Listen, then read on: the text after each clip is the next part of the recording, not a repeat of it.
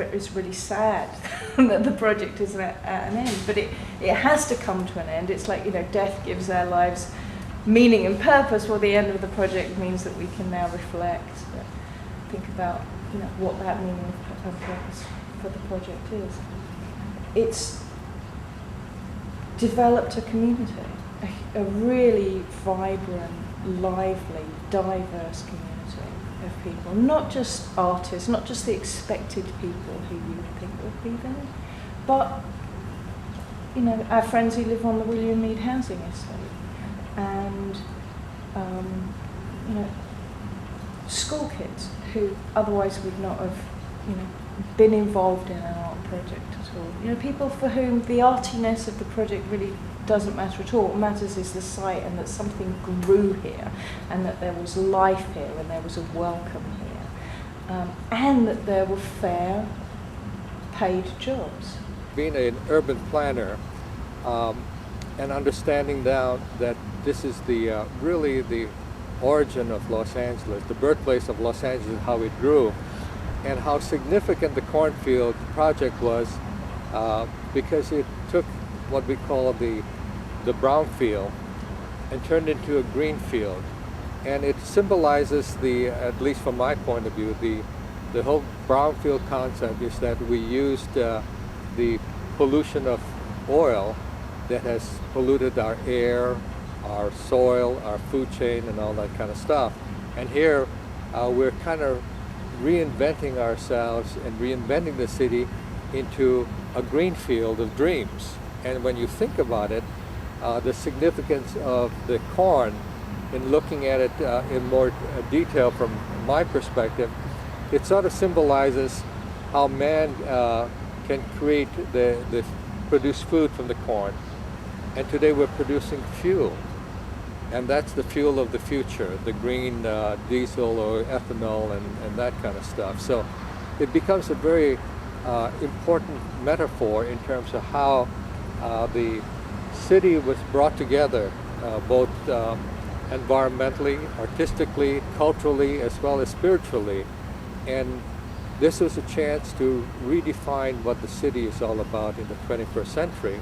The clear phase, well, the transition from being on site to being in this building was a complicated transition, like everything else that we do here. It's all sort of buffeted by all kinds of political and social winds that hit us from different angles. But I think we've been able to see our way through the transition. I think we left the park in much better shape than when we got it, and I think our ongoing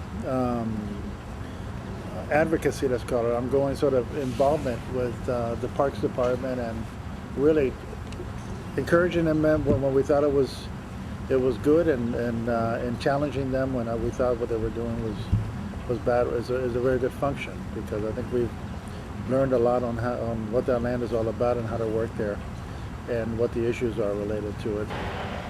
There were some big issues to try and resolve between, you know, how you close out the not a cornfield phase, and how you phase back into Los Angeles State Historic Park and the interim public use associated with that. But what became really clear when we started to get into serious conversations about this transition was that we had perceived the whole phase, this you know, year-long period of Not a Cornfield, as part of the continuum of the life of the site.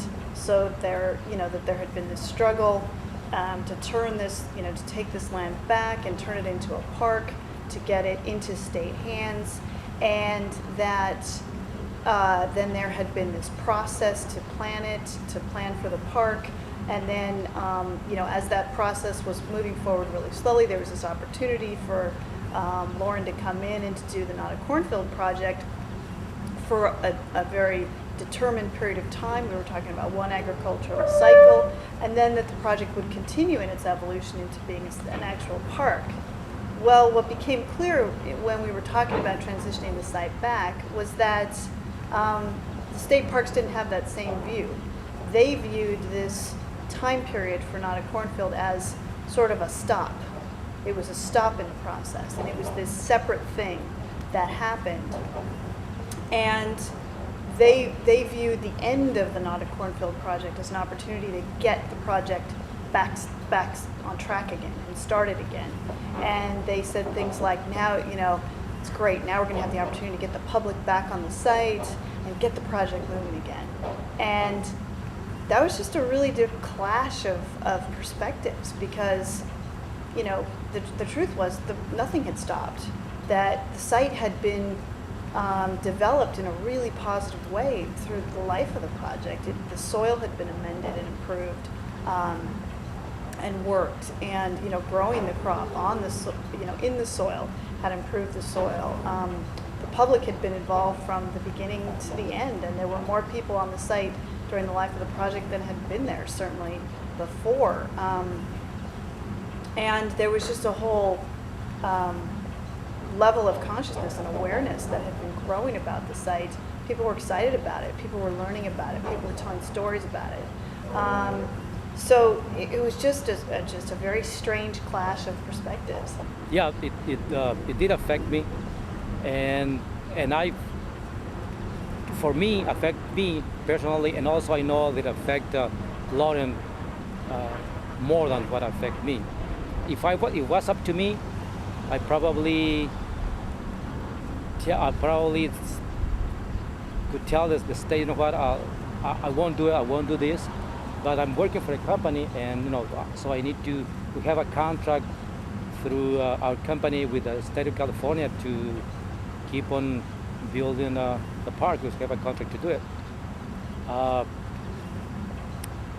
And I know Lauren, wanted to leave a lot of things behind, like she wanted to leave the eye that has a special meaning for her and for all the community, for me too. I remember how many times I was sitting around that fire, just playing the music and listen to all the people playing music and my kids there. It was hard for me to cover that eye, but like I said, I have to do it. So when I was in the process of covering the eye, I wasn't even present there. I told my foreman, just go ahead and do it. And I believe Jaime was there too.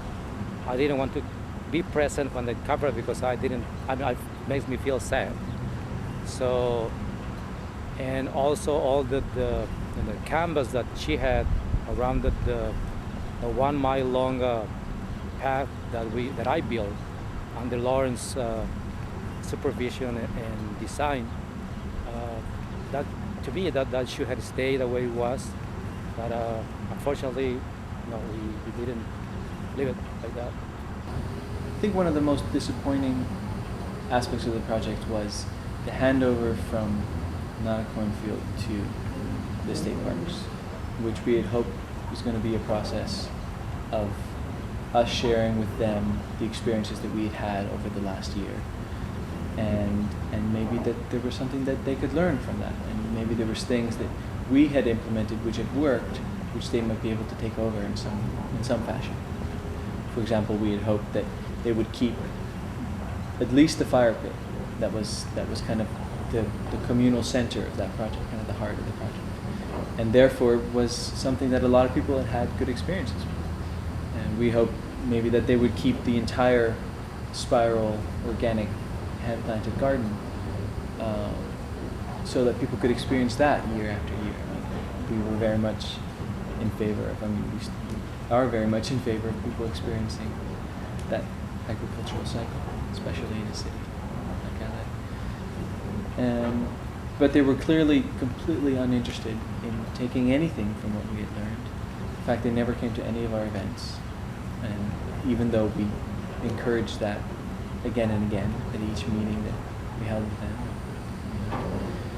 And to go even further, we offered, for example, to hydroseed the entire field, and they decided that they wanted to spray Roundup on the south side of the field, which was kind of an insult to the earth in a way, because we had made such an effort to bring in good, clean soil. And the first thing they did, literally in the first week that they were in charge of the landscaping, is they brought in Roundup and had Roundup sprayed over the entire site because they wanted to kill any sort of remnant of corn that was there. I think that the collaboration with the Annenberg Foundation and State Parks, in retrospect, was a very successful partnership. This is a democratic process, and we may not agree with all the decisions that are made, the collective decisions that are made during this process. And the interim public use park, which you see being developed right here, this was a process that was decided upon before the Nada Cornfield even came into fruition.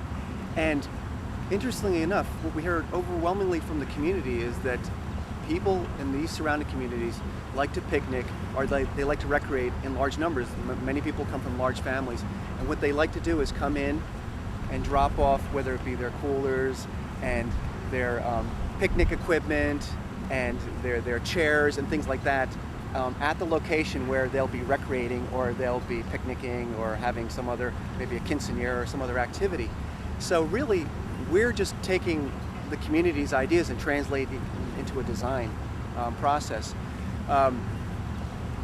But it's important to note also that this is temporary. Now, when we go through this whole design competition planning process, we may come up with a completely different design. They may look at, and we really do want to maximize open space. That's what we heard. There's a tension there. You want to maximize open space, but you also want to provide amenities for the community. There's public safety, which is a big concern here, because you see we have a very busy thoroughfare. And so there's a tension there. So what we tried to do is achieve a balance between all the different interests in the community, and this was the best we could come up with. This was a community consensus plan that was vetted at many public meetings, and so that's what we have today, really.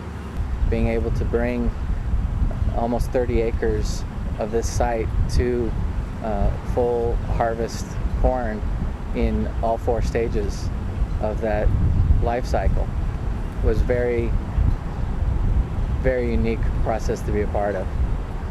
And now with the project going back to the state, there's been a lot of mixed emotions. I can say personally, also for our crews, in seeing Nada Cornfield, in seeing the project Nada Cornfield fade and the state take over, there's been some frustrations there, but I also like to remind myself of who used to own the site and what the site was initially intended for, the light industrial.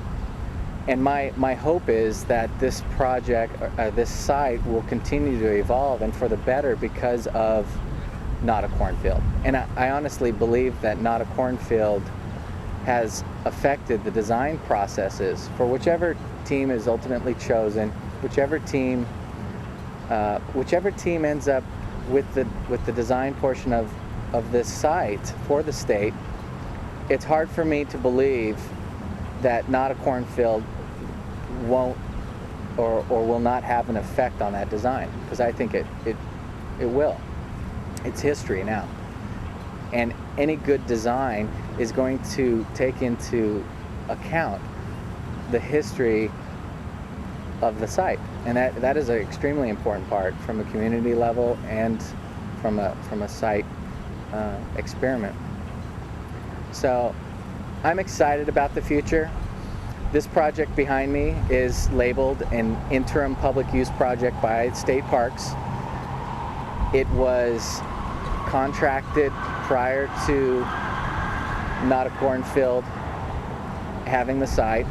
So, you know, the way I look at it is that it is a temporary use of this facility, but I have faith that the eventual design and park construction and implementation will be of a very respected level, and will be different than what's going in right now.